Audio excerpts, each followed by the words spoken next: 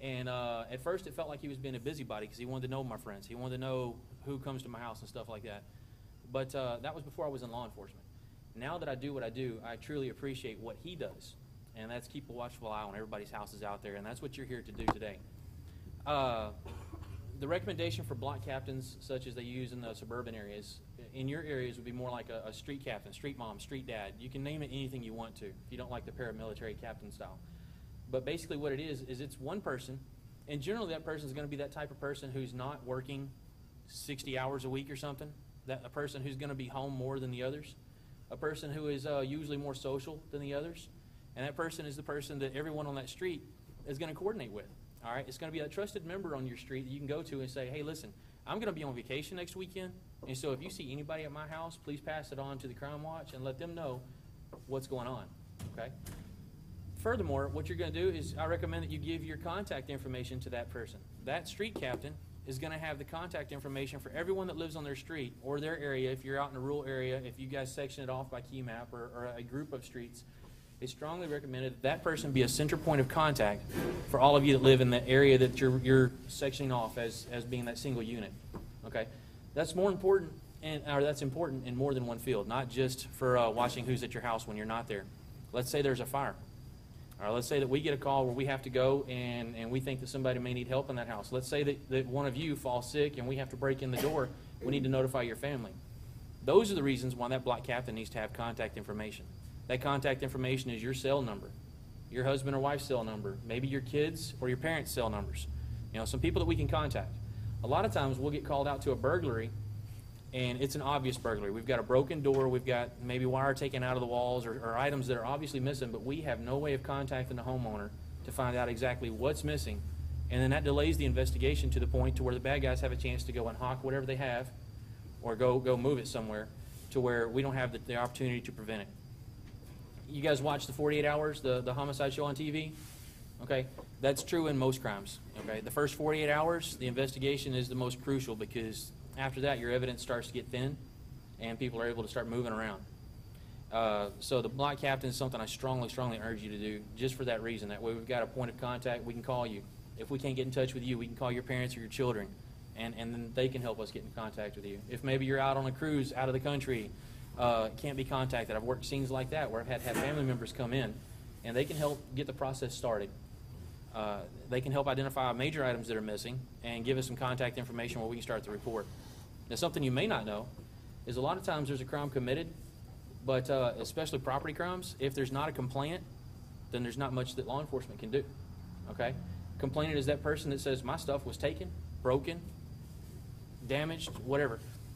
Without that complainant, I really can't write that report. I can't prosecute that person. And so it's crucial that we have that contact information so that we can call you. And even if I just have to talk to you on the phone while you're all the way on the other side of the country, and you tell me, yes, I want to press charges, there's a start. I can start doing my report. I may be able to effect an arrest and stuff like that.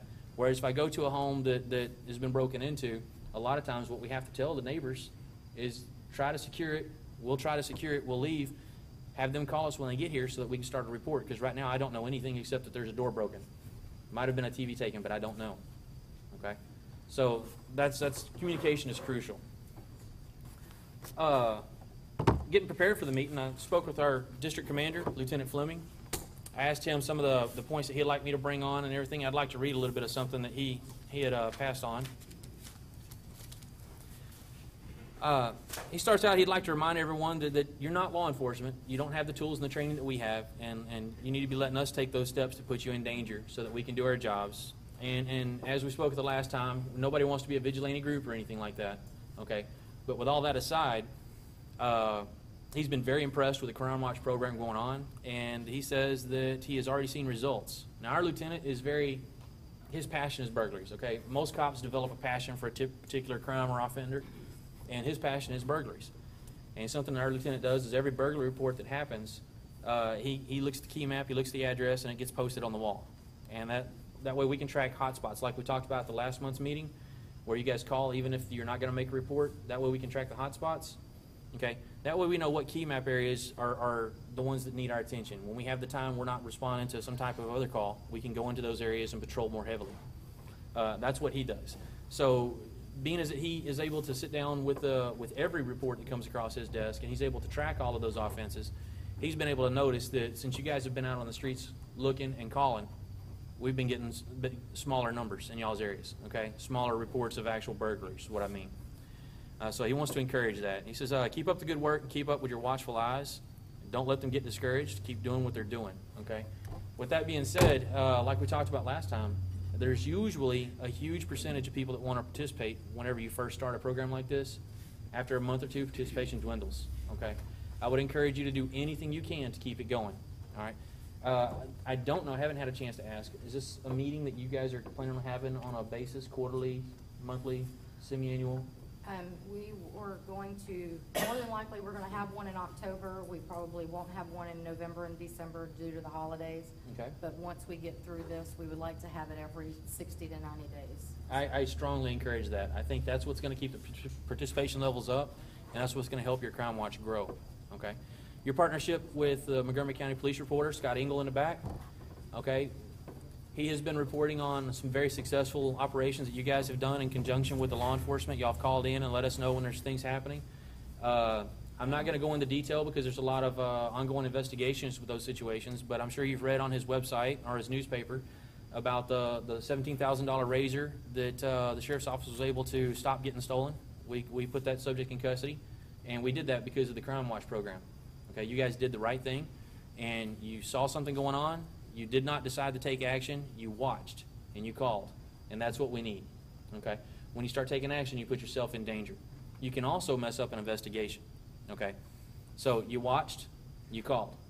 All right, we were able to take that subject into custody for theft of that razor, and then later he admitted that this trailer he was trying to put it onto was also stolen.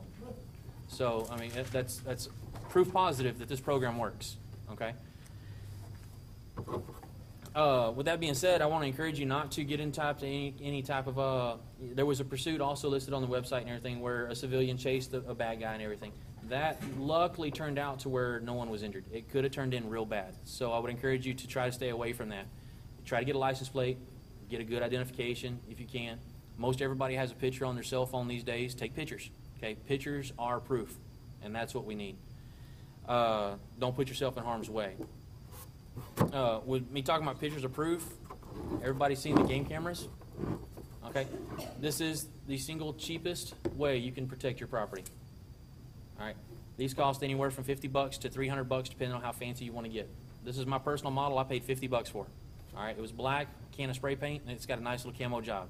All right, we've closed several cases with these game cameras because we've been able to take pictures of a bad guy coming out of your house with a TV across his chest, looking at the camera and didn't even know it. Okay, when he goes to, or actually I'm referring to one particular case that is closed by now. When he went to trial and tried to plead not guilty, our prosecuting attorney was able to bring the picture and ask the jury, does this look like the person sitting right over there? Well, that case was closed. Okay, we won. All right, this is the cheapest thing you can do to protect your property. All right, alarm systems are outstanding. Dogs, the best alarm system you're ever going to have. But sometimes you need more than just something that's going to let you know a crime has happened. You need something to protect your property after the crime has happened, and these are great. If you're going to get these, some points I would recommend is to make sure that they take pictures in infrared or flashes in infrared. There are some out there that flash like a camera, and I've been to a couple of scenes where the people did have these in place, but at night when the bad guy was stripping copper off of their poles, they saw a bright white flash, so they went and stole the game camera too. So make sure they flash infrared. Most of them these days, I think, are infrared flashes. Things to keep in mind why these are better than camera systems, video camera systems.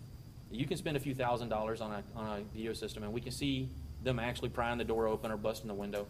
We can see them doing whatever they're doing that they're not supposed to be doing. A problem with those are the resolution. Unless you're going to spend a lot of money, the resolution is going to be so poor that we may be able to see how many people, or we could see how many people did it, may be able to see if they were black, white, or Hispanic, male or female. Beyond that, it's a gamble. We may not be able to see a face. We'll just see, a blur, especially at night because when the light goes down, those cameras typically have lower resolution. The game cameras are designed to take pictures at night and tell a hunter how many points a deer has. All right, if we can see how many points a deer has, we'll probably see a good picture of a face. So that's why we strongly recommend the game cameras. I've kind of talked myself out of my train of thought. Are there any questions while I'm trying to get back on track? think one thing that would help the groups stay together, whenever you assign block captains, and you have a small group in a neighborhood, have a get-together once a month, you know. I couldn't agree more. And this, I like this format, because once you get your block captains, and you may have a get-together, a block barbecue, or whatever you're going to do, I mean, it's going to help the fellowship of the community already. And things are going to get better just from that. It's going to help your security, all right? But then when you bring those individual blocks into a big meeting like this, you can share information amongst yourselves, okay? Some things that you're already doing on the Facebook program is you're trying to identify this suspect vehicle has been in the area a lot, right? Okay? And that way, if they're over in your neck of the woods, but next week they're in your neck of the woods, you know, right? That's what you need to continue doing, and that's what these meetings need to do, is they need to be a fellowship where you come together and you're sharing information, you're sharing what you know. All right. How many people are from the Rollingwood area? Anybody from that far west? Rollingwood? No? Okay. It's almost in Conroe, just north of 105. Off of Whippoorwill. Rolling, yeah, thank you. Yeah. Okay. I've gotten several calls about suspect vehicle there, and the guys there have already identified 2 vehicles. So these 2 vehicles are in this area a lot. We don't see them at a house, so we don't think they belong in the area. I've got a parcel license plate, and I've got a very good description of the paint job. Okay? Outstanding. All right. Now you guys need to share that information with these guys who are on the other side of the district, and that way we can get the rest of that license plate and identify these subjects. All right. For instance, we got a call out there a couple of weeks ago where a gentleman who I took a stolen vehicle report from a year ago has locked his door every night since then, except this night. And then he heard something. He went outside and he saw somebody in his truck again. Okay, that one night just happened to be unlucky enough to where it happened. All right, they were able to give me descriptions of the vehicle, descriptions of the people. All right, they actually chased the people through the woods to a vehicle that was supposed to pick them up. Okay, so we know that there was at least some type of an organization where there was at least 3 people, where one person was driving a getaway car. All right, now I know that getaway car, and we're looking for it. Okay, that's what we need. Don't need the chasing part necessarily, but we need the identification. Okay. I have a dumb question, but that's because I'm dumb. What number do we call to turn this in? 911? Okay. Sure. I've been broke in twice here, and it took me 45 minutes to find Montgomery County Sheriff in the right department in that book. I have a stack of cards that I was going to give out, and when I brought all this in, I left it in the car. So before the meeting closes, I'll get those cards out to you. It's got the non-emergency number, and I'd urge you to call the non-emergency number unless it is a valid emergency. That way we're not tying up 911 for someone who actually needs emergency crew immediately, okay? And just let them know what's going on. Dispatch is going to ask where you're calling from and what situation you have, and then they'll put it in the computer, they'll ship it to one of us, and then we'll call you. Good. If we need to come out, we'll come out. For those of you that have a pen, it's 936-760-5871. That's the non-emergency number. 5871? Or 5800 works as well. One of those you call and you get the, 5800. If you Yeah. dial 5871, that's the non-emergency number, They you'll take get a a message dispatcher. and- 760-5871. Or 5800? I have a question. Do you have to put a sign up saying that it's a photo enforced No. property? No. Because one of the officers told us we did. I don't know of any statute that requires you to put a sign up that says your property is photo enforced. Okay? I was under the impression in the state of Texas, as long as one party involved in that is aware that they're being recorded, Okay. that it's legal in this state. When we're talking about electronic surveillance, that's true. So if you want to video or audio record a let's say a drug operation or whatever, okay, the statute says at least one person in there, and that's the undercover person, knows that it's being recorded. Yeah, that meets the statute. But when we're talking about taking photos of your very own property, I don't know of any statute that prevents you from doing so. Okay, the game cameras again. If you want to get a good put up there and forget about it program, a lot of them come to where you can put a solar panel battery on it. All right, so you're not having to change the batteries. You put it up really high where the bad guys can't get to it, or disguise it somewhere where the bad guys can't get to it, and then you just forget about it. We'll have thousands of pictures of you mowing your yard, doing whatever you do in your yard. Okay?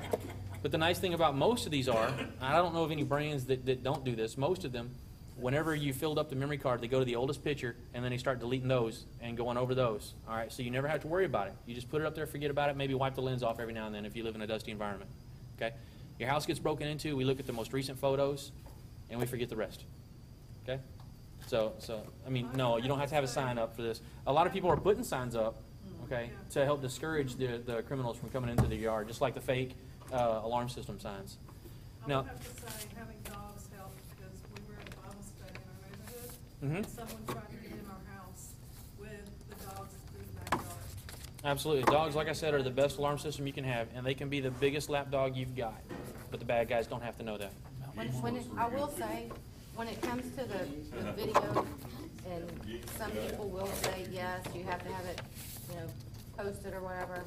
I spoke with the district attorney, assistant district attorney, and a defense attorney, and asked them about that to make sure that we wouldn't be outside the realm of what it says in the statute. And they said, absolutely not, because it's your property. But if your camera on your property is facing your neighbor's property, a sign has to be posted, because you're looking at someone else's property. Also, they said, on 1484, I saw a sign that said, this property is protected by Smith & Wesson. I thought that was wonderful. As far as if something were to happen and a case ever came up, not so much a good thing to have. So you don't want to post anything like that, because they say that can be considered premeditated. That can open up some liabilities when you go to court, and just like with the O.J. Simpson case, where the person may not be found guilty in a criminal offense, okay, that can certainly come into play in a civil offense as well. And it has happened where someone has shot someone defending their own home and then lose that home in a law settlement because of the injuries they did to that person. So again, like we did last time, I would urge you to use caution when you're using force, okay? There's an information packet over there that we printed off, and it says Neighborhood Watch. There's a lot of good information that's in there, and it'll tell you things like that. So you can resort back to that to get the information you need. All right. Now let's bring the meeting back together. Some things that we're doing to help y'all. For one, District 1, the captain of the Sheriff's Office has put a mandate down to all of the lieutenants, and they're doing some statistical analysis of crime in their area. Our area chose the cut and shoot because of the recent insurgence of the Crime Watch and all the issues that we've been having. And so we have started a statistical analysis of this area. All right. With that, we've started a few different programs that we're going to try and see if they work. I'll just kind of briefly touch about them because they haven't been cleared all the way up to the top. It's stuff that we're currently working on, so it may happen, it may not. Okay. The first is a proposal where right now we're prevented from having official Facebook, stuff like that, pages. Okay. I'm trying to get an approval to where we can develop a Crime Watch official Facebook, to where I can, A, become a member of websites such as y'all's, monitor the traffic that y'all have, talking about suspicious vehicles or activity and stuff like that, and maybe also participate with some tips. That may or may not come to pass. We're working on that currently. Some of the other things that I'm working on is I've got with Scott back there, and I'm waiting on approval, I'm going to try to do a few articles, maybe put them out once a month or so. That's going to be a few tips on how to better secure your home, how to better protect your property. One of them is going to talk about the home inspection program. Does anybody know about the insurance deduction home inspection program at all? I've got one. Okay. Let me just tell you a little bit about it, not because I want to save you money, because I do, but because of the good things that it can do, even if you don't try to do the whole program for your money savings. Basically, there's a Texas statute in there that says that you can have a 5 or 15% deduction if you meet certain criteria. All right. There's a 5% reduction if you meet it's called a home interior inspection.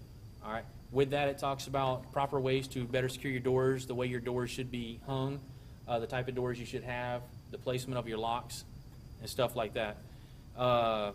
If you're able to complete all of these guidelines, you can call the sheriff's office. You can have a deputy come out and inspect your home, and then we fill out a form saying that you've passed the inspection and mail it to your insurance carrier. It gives you a 5% reduction in your insurance.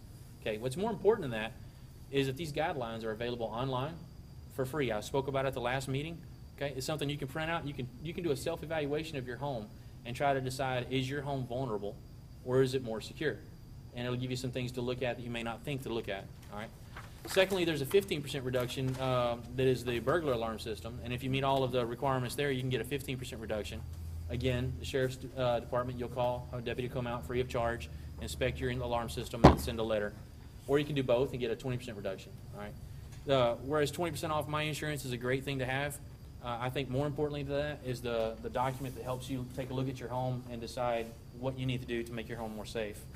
And if you can remember where that's at, it's going to be on mocosheriff.com, like we talked about last time, mocosheriff.com. There's going to be a crime prevention tab, on the second one on the upper left-hand corner. And you click it, on the very bottom it says Home Inspection PDF. You simply download that program, print it out, and look at your home. And it talks about things that a lot of people don't realize, such as using 3-inch bolts to hang your doors with and secure your locks with, as opposed to the normal 5/8 or 1/2-inch screws that are coming in most doors. Right. Helps you better secure your property that way. I think I'm pretty much done with all the ideas that I had to bring for tonight's meeting. I'm more than happy to come back if y'all want to make this a monthly meeting with holidays excluded or whatever y'all want to do. I'll be in contact, and I'll be happy to come back. I'll bring new points to each meeting, and to where we can better open up some communication between the sheriff's office and the community. And you guys, when it's your turn now, you're going to be able to tell me some stuff that I'm going to go bring back to the team and let my guys know, hey, look, this is what's going on. These are the cars to look for and stuff like that. And that's what we need. So thank you for your time. Any questions for him?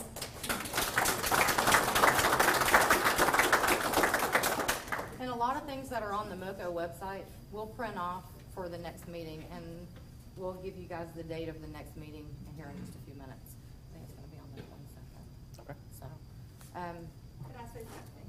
We do live in a subdivision, and we do have a homeowners association in our subdivision, and some of the things we've done, we do believe have helped. One of them is the signs that we have posted on our streets, but then we do have an advantage in that we're a small geographical location for our subdivision. But one of the things we've been doing most recently is emails. When someone sees something, hears something, or suspects something, we just try to send out an email as quickly as we can and see if we get back any feedback, which I think is, and it's mainly to keep an eye on what cars are coming into our subdivision, or people walking our streets who we don't like the looks, not their looks, but we just don't like the fact that they look like they're looking at all the homes in the subdivision. Right. So, you know, just getting to know each other. That's one of the things that we talked about when you came to our homeowners meeting, that the more we get to know each other and know what kind of cars we drive. Right. that's I couldn't encourage that more. absolutely excellent. But we don't have contact with any of you guys on Facebook, so Right. I would love to befriend someone. That brings up a point. What subdivision do you live in? It's Crystal Creek Property Owners Association. Yeah. We're off of Whippleville on Longleaf, Oakleaf. Yeah, that's the That's same where area we're we at. live in. Yeah, but you're on Whippleville, aren't you? No, we live on, at the end of Rolling Rolling Hills, Hill. Rolling Hills and Twin Pines. We live Oh, on okay, Pines. okay. I don't think our subdivision goes that far. Not quite. Yeah, they about a couple originally, houses. you know, when they built the homes out there, they divided up that property and put that land on just a couple of lots. And if y'all wanna be in our subdivision.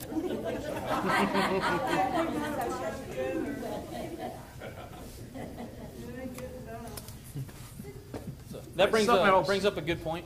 Scott, you have a question? Yeah, something else I want to add. A lot of y'all miss losing four-wheelers. Last night I was with Harris County. They recovered a four-wheeler. Actually, the owner recovered the four-wheeler, told them where it was at. They bought a cheap Verizon cell phone, one of GPS-enabled cell phones, had it taped in plastic up underneath the seat, powered off the 12-volt battery on the four-wheeler. It was stolen. He's had it on there 3 months. It was stolen last night. He had 45 minutes later, he had it recovered and had both guys in custody. A cheap low jack system. I like it. I like it.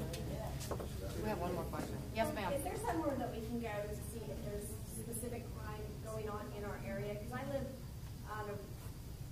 just north of Pettichute, off of Waukegan, but, there's, houses are far apart from each other. So is there somewhere I can go to find out if there's specific crime happening right around in my area? No, ma'am, I don't know of any program the sheriff's office has where we publish stuff like that. Constables? No? Okay. One thing that you can do, I frequent the Montgomery County Police Reporter again, Scott. Yeah. They have the weekly blotters, and that shows where people are arrested at. So, I mean, that at least gives you some idea where some action's going on, what type of arrests are happening in your neighborhood. But no, as far as publishing what areas are having what type of crime, that could be a double-edged sword, to where if we publish that information, it could be a good clue to the bad guys, hey, let's move over here because they're not looking. Okay, and that brings me to something I wanted to say on your comment, the Facebook issue. Okay, whereas it is a great idea that you guys have the Facebook and everything, I caution you to be very careful as to what you post. All right, Facebook and Twitter have been known as "come rob me" websites. Okay, do not put on there that you're going on vacation so your fellow fellow Facebookers can know to watch your house. Okay, what you need to do is to consider. Being the Crime Watch, if you keep your information pretty generic, it's a good idea to keep it public. Okay, that way everybody knows, everybody can see what's happening and everything.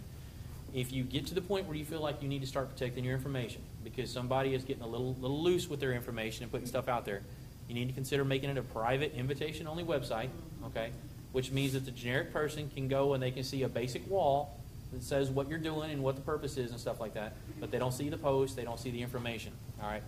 Everyone has to be accepted by a moderator, which is the person in charge, or I'd recommend a committee of people in charge to make it easier so one person isn't burdened with that. But then every single person would then apply and have to be probably confirmed, would be my recommendation. Don't just accept them because they say they live in your area. Right. Okay? Meet with them. Make them come to one of these meetings before they get a membership if you're going to start publishing public information like that, because you do not want the people to have that information in their hands to use it to your disadvantage. Does that make sense? Well, and just to clarify, because I get a lot of, we have the Crime Watch page that is public for everyone. And whenever we made that page was not made for somebody to go on there and go, I'm driving down 105, there's a white four-door car in front of me, it's swerving all over, some guy's throwing stuff out, oh my God, he's pulling in somebody's driveway. That's not what that page is for. And I've had to delete things off of there because people are given descriptions of vehicles that we don't want these people to know. So there's been a lot of issues with people not understanding. If you are going to go out of town and you need somebody to look at your house or keep an eye on your dogs or feed your goats or whatever, send that in a private email. The only people that have access to the Crime Watch email is me, Belinda, and Joy Williams. So we are the only three that have that information. We have talked about this. We will not give anybody's information out. I'm not scared to tell anybody where I live because I don't want anybody thinking that I'm doing anything. So once we get these emails in and we get a map and we can decide how we're going to do the blocks and the areas or the streets or however it is that we're going to do that, that information can go to that block captain. But once it's set up, there's not a need to even let us know anymore because you're going to have your block captain to give that to, or your watch coordinator, with whoever that may be for your area. On my personal page, I have a page for 2012 Crime Watch, is all it says. What happens whenever somebody sends in me a request now, in the beginning when I set it up, I did it wrong, and everybody could come on there, but somebody had mentioned something to me, it's now private. If you want to be a friend or a friend of yours, send it to 5 other people. What I do is, not that I'm being nosy, but I look at that person's Facebook. Well, one thing that I've noticed is I have 18 people that have sent me friends requests that want to be friends with that page that have recently been arrested and are in the Montgomery County Bed and Bath. So with me being able to go and look at that, I can delete those people because I know that they're stalkers. You know, they're wanting to know what's going on. And that's good. I did find out about a group that's in this area, and I'm not going to say any names right now because right now it's just a rumor and I've never heard of them before. But they all have tattoos, the Texas tattoo on their wrist. On their hand. Okay. Well, I've seen them on the inside of the wrist. I've seen them on their hand. I've seen them on their arms, but it's just this specific tattoo. And they have this stupid name that they're calling themselves, and they're trying to say that they're out to help the community. Well, that's great and all, but they're all convicted felons. So what kind of help are they trying to give the community? So it's things like that and messages that you guys send us that we can take that and then kind of be nosy and look at their pages. So don't think that we're just accepting everybody because we're not. I mean, And I'm bad because I'll look at a picture and if I see some guy with tattoos all over his face, I'm scared. And I don't wanna accept that person and let him know anything. So don't put anything public on there. Send an email. We're the only ones that are looking at those emails. Send an email until we get the block captains done. That's the best advice. Or call your neighbor. You know, call your buddy. We've got Rolling Hills people. We've got Crystal Forest people. We've got Browder Trailer people. We've got Miller Road people. I mean, we got all these people in this little area, and I only know a handful of you. You know, so for us to be a small community, none of us know each other, and that's sad. So, and that's kind of what we've structured all of this for. Again, thank you very much for the information. He did show me a map of that they've been working on of the different burglaries in the area, and out of all these little blips on the computer, our area has the least amount of blips. Yeah, that was something that's just to make you guys feel a little better. It's not going to be something you can see easily, but you're welcome to come ask me to take a look at it later. But basically, during that statistical analysis, we had one of our analysts come up, and they took all of the burglaries that we've had in District 1, and they put them on the map. Home burglaries, business burglaries, building burglaries, vehicle burglaries. And that way we can really get a good picture of what's happening and where. You'll be surprised to know that the majority of the stuff in the cut and shoot area is actually happening in the two neighborhoods that y'all brought up at the last meeting that y'all thought the problems were coming out of. Okay. Yeah. So speaking as a collective whole, the cut and shoot area is relatively crime-free compared to the rest of the district as far as burglaries go. Now, we didn't take into account any other crimes, but burglaries, which is what we're really trying to stop here, we're sitting pretty good in this area. Well, that's good. That means maybe they're scared to come out here now. Well, with the publicity you guys are getting for catching bad guys and out there watching them, the stuff on the internet, again, Scott, and the stuff that he's posting about you guys that are stopping crime and helping us to arrest people, it's telling the bad guys you need to move somewhere else or maybe go get a job. Right. And Scott, thank you very much for the coverage. Yes, ma'am, you had a question? Yes, two, actually. One is, I have several neighbors that aren't on the computer, aren't on the internet, aren't on Facebook, they don't have it on their phone. So, and I'm sure they don't even know about this. They didn't know about the last meeting. I tried to get them to come tonight. Some of them I've already had break-ins, more than one. So, can I give them those forms so they can, you know, they can call you or Yes, I mean, that's fine. I don't know, I can get them I can go to their house and get their information and then send it, you know, into you on your page so That's you can fine. have it. And one thing that, we're gonna have our next meeting on October 22nd. At 7, okay? So it'll be here at October 22nd at 7 o'clock. Invite your friends and neighbors, invite them to come. I promise that I will have more information. I have some packets that I'm working on, some information packets. I've kind of pulled different information from other small areas within the county. The Woodlands Township, they have a packet that is phenomenal, and I did take a lot of information off of there, and we're going to share that with everybody. There's some forms over there. Speaking of email, you can write your name down with your phone number. Put your email address on there. Yeah. We'll email you guys. I have no problem with that. I'm on the computer all the time anyway, so we'll email you guys. We'll email your phone number or our phone numbers to you. However it is that we need to do this to figure out what we need to do is what we need to do.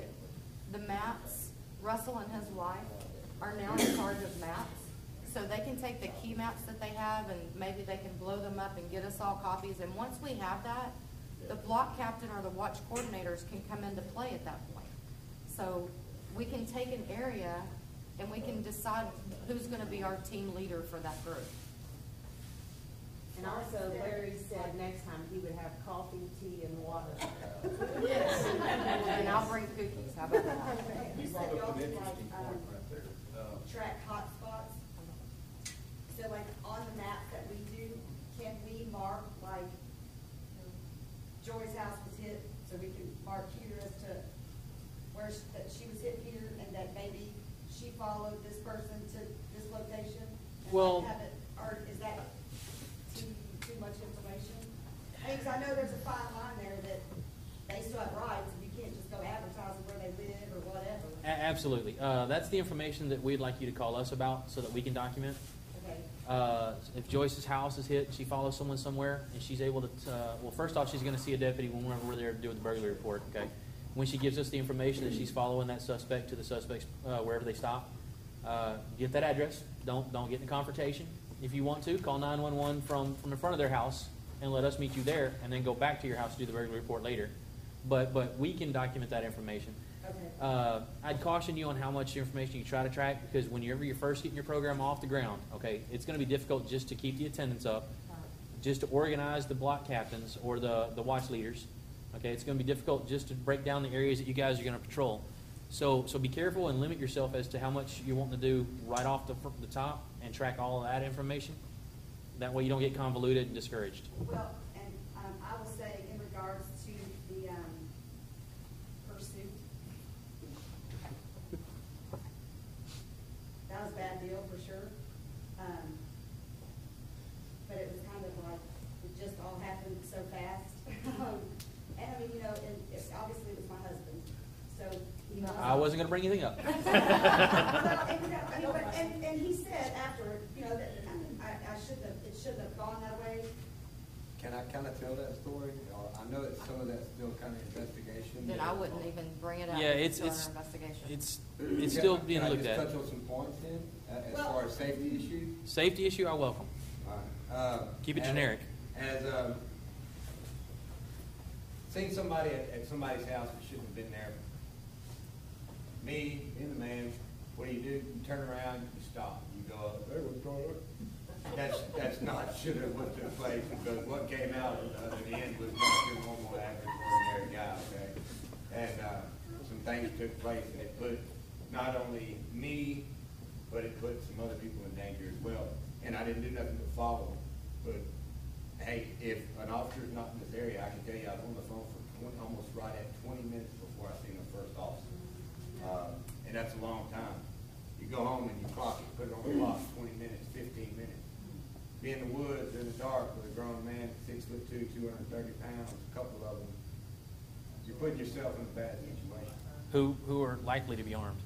Very, very likely to be armed. And I put myself in a bad situation. I was face to face with these people.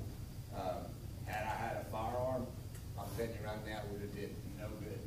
This guy was high as a hit guy, and he had help.